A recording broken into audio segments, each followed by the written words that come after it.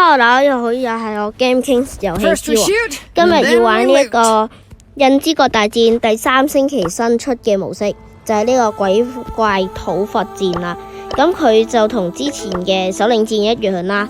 咁就係三 V 一個大嘅超多血嘅機器人啦。咁亦都有好多技能嘅佢。咁第一鋪就揀研智嘅。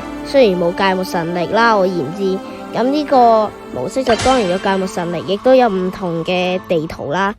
咁啱就俾大家睇到嗰個地圖啦。咁就係要對戰一個超大嘅極限威能研智外形嘅一個機械人啦。咁首先講下普通模式呢一個機械人要做啲乜嘢先啦。普通模式嘅機械人呢，佢首先就會應該係打到一定傷害啦，佢就會暈㗎，暈嘅時候就可以扣雙倍嘅傷害嘅。佢亦都會射綠色嘅激光炮啦，咁佢就係左中右中左中右咁樣輪流射嘅。咁佢亦都有啲技能就係會就去調用啲小怪啦，咁小怪當然就係之前玩武士出擊嗰三種嘅機械人啦。咁佢係唔受嗰啲暈嗰啲負面效果嘅，因為我之前試過用法師大技就可以拱走人啦，但係我發現呢，我係拱唔走嘅。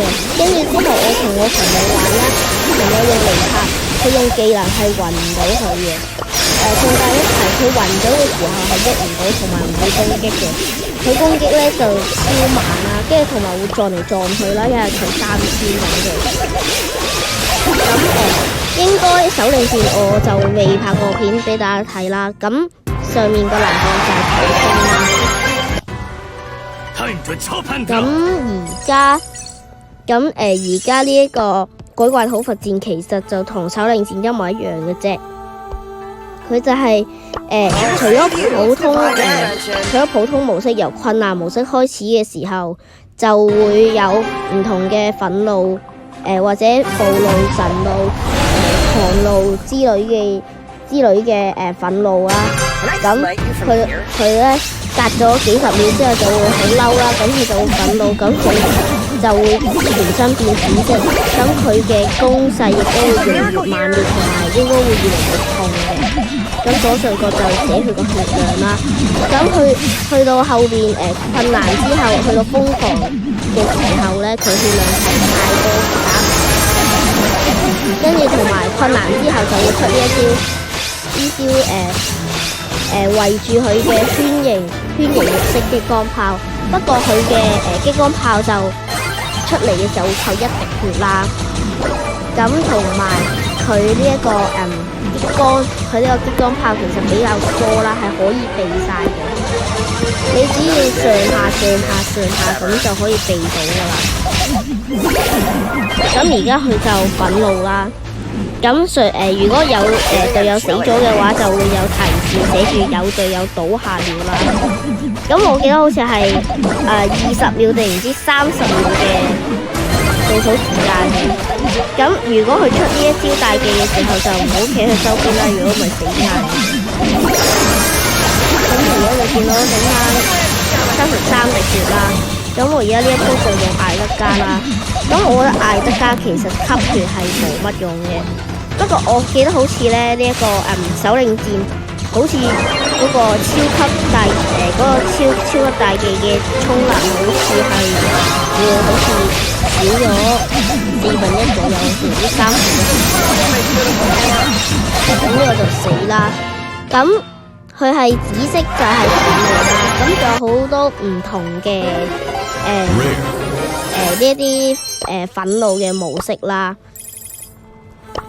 咁佢就會有呢一個普通困難高手，跟住之後大師，跟住瘋狂，跟住瘋狂1、瘋狂2，如此類推啦。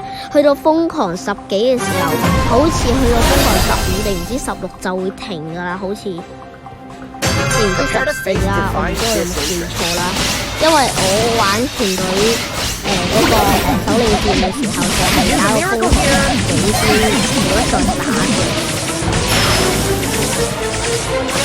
咁我就覺得艾德加其實還可以嘅，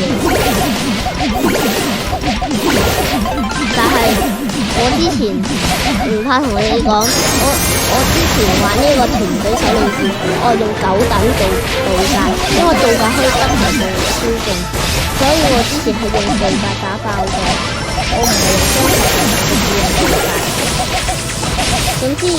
咁我就同你試過道界啦，不過就試過呢個8等放黑組合啦，我放黑之後8等啦，我覺得其實係可以嘅，你企喺你周圍放黑嘅界會神。跟住之前之後亦都有用過呢個葛雷特啦，葛雷特咁一下扣2仙，我覺得還可以。咁呢個小怪嘅方面呢，就其實應該唔使太驚，因為佢遠程只係遠程有啲煩，如果近戰嘅都比較容易。咁憤怒之後就係呢一個狂怒啦，咁就有25秒就去到狂怒噶啦。咁狂怒就係紅色啦，上面嗰個佢就會變紅色嘅，正嗰個首領狂怒嗰2個字已經睇到紅色㗎啦。咁而家就變咗紅色嘅字，咁而家藍色高手啦，係咁嘅。咁呢一集呢一個鬼怪討伐戰就到呢一度，中意嘅可以訂閱，可以 like， 可以撳啷啷，咁就知道我幾時出片，亦都可以分享俾你嘅朋友同屋企人。我係 Game Kings 遊戲之王，下集再見，拜拜。